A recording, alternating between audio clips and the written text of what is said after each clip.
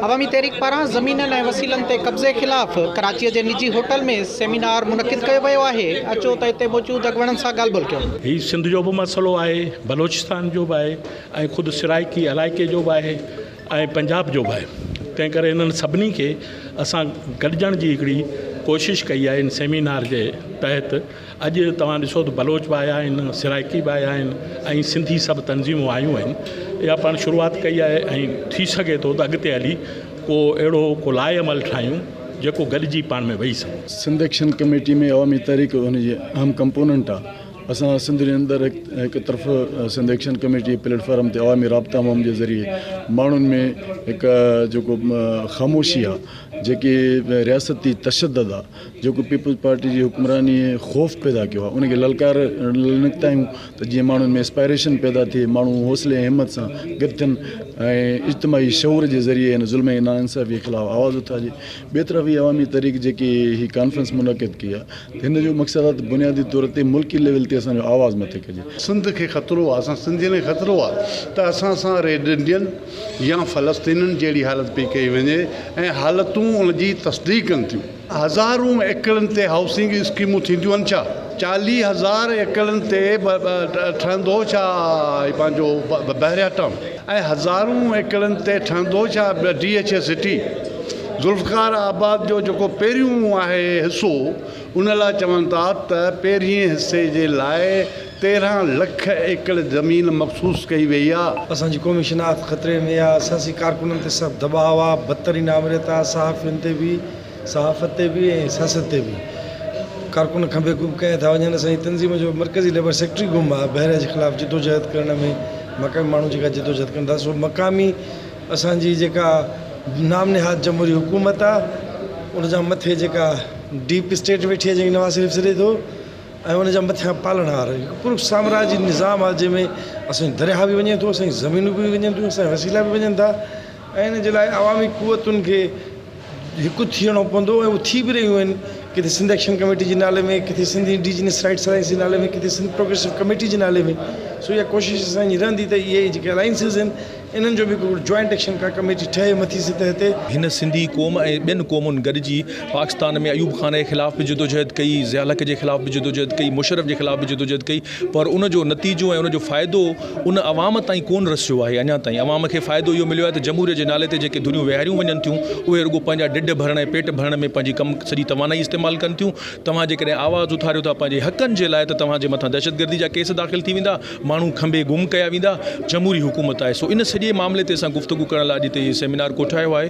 असां चाहियूं था त पाकिस्तान सतह ताईं को वॾो हिकिड़ो इतिहाद क़ाइमु थिए। सिंधी ऐं बलोच जे क़ौमी तशख़ुस खे बर्बाद करण जे लाइ हिकिड़ो साज़िश आहे ऐं न सिर्फ़ु ज़मीन ते कब्ज़ा कंदा, बल्कि पंहिंजी धारिया आबादी आणींदा और DHA नाले सां, बहरिया टाउन जे नाले सां, साहिल जी ज़रूरत जे नाले सां की असांखे ज़रूरत सॼे साहिल बलूचिस्तान ऐं साहिल सिंध जो केटी बंदर तक हिन खे सभु शइ जी ज़रूरत आहे। हिन वक़्तु जेको यलगार आहे, आबादी जो यलगार या कब्ज़ागिरी जो जेको यलगार आहे, उहो सिंध ऐं बलूचिस्तान जो। अॼोको जेको ही सेमिनार हो अवामी तहरीक जो, इहो तसलसल आहे सिंधी माण्हुनि जी बहरिया टाउन ऐं सिंध जे ज़मीनुनि ते कब्ज़े ख़िलाफ़ु जेका जदोजहद आहे, उनजो तसलसल आहे।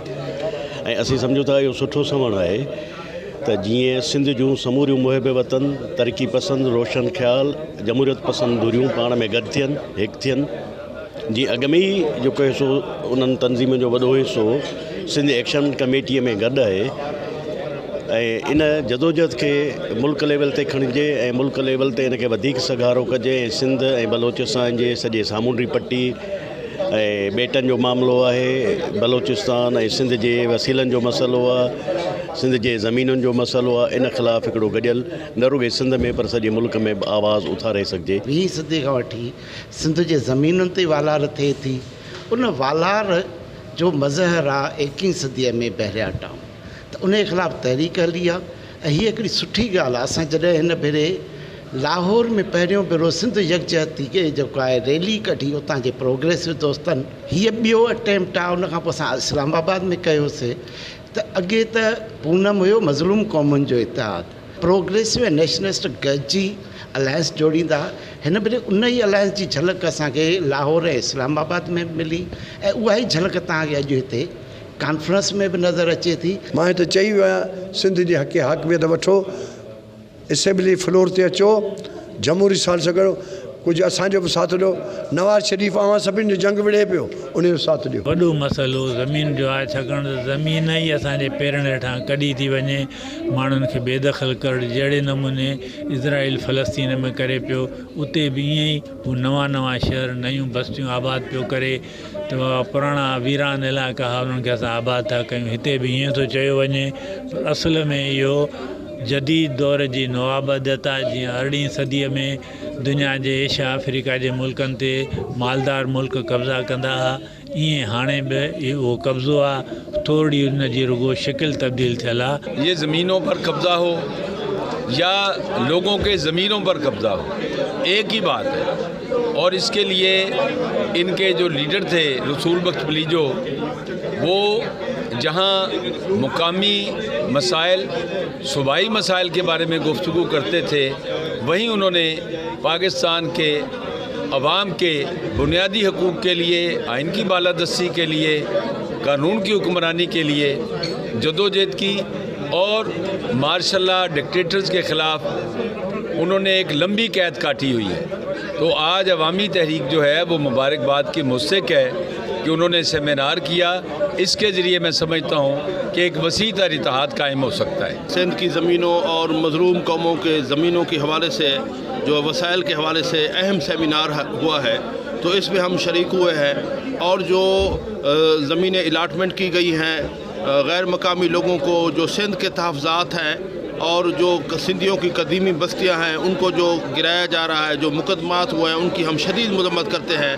और इस वक्त की अहम ज़रूरत है कि भी मज़लूम कौमों, सिंधी, बलोच, पश्तून, सराइकियों का और मज़लूम कौमों का इत्तेहाद वक्त की अहम ज़रूरत है। सम्झा थो सिंध जे माण्हू जॾहिं महसूसु कयो त हीअ असांजी ज़मीनुनि ते गैर क़ानूनी जेके कब्ज़ा थियनि पिया ऐं गैर क़ानूनी तरीक़े सां वलार थिए पई, त सिंध जे माण्हुनि न सिर्फ़ु इनखे निंदियो पर अमल मैदान में जेको आया आहिनि, अमलनि हू जदोजहद कनि पिया ऐं उन तहरीक जी जेका 6 जून खां शुरूआत थी चुकी आहे। असां सम्झूं था त हीअ जेको बि कुदो अमल आहे, ज़मीन ते कब्ज़ा, ज़मीनुनि ते वालार, ही करप्ट ब्यूरोक्रेसी सां गॾु पीपुल्स पार्टी सरकार इन सॼे कुदे अमल में शामिल आहे। इन जे करे सॼी सिंध जे माण्हुनि सिंध एक्शन कमेटी जे लीडरशिप ते उन एतमाद कयो आहे, हुन सां गॾु जुड़िया आहिनि, हिन तहरीक सां जुड़िया आहिनि। ऐं अॼोको ही जेको सेमिनार आहे उन तसलसल जी हिकिड़ी कड़ी आहे। अवामी तहरीक जो ही सुठी काविश आहे, सुठी कोशिश आहे, जन हिन सेमिनार करे ऐं हिकिड़ो सही वक़्तियातो क़दम खयो आहे। छो त ऑलरेडी हू सिंध एक्शन कमेटी जेको आहे सिंध जी ज़मीन जे वालार जे ख़िलाफ़ु ऐं पिसपाड़ जे गैर जमहूरी रवैये जे ख़िलाफ़ु ऐं सिंध में नाइंसाफ़ी जे ख़िलाफ़ु ऑलरेडी इहे जेको आहे सो अमल जे मैदान में हले थी पई ऐं अवामी तहरीक बि उन्हनि जो आहे।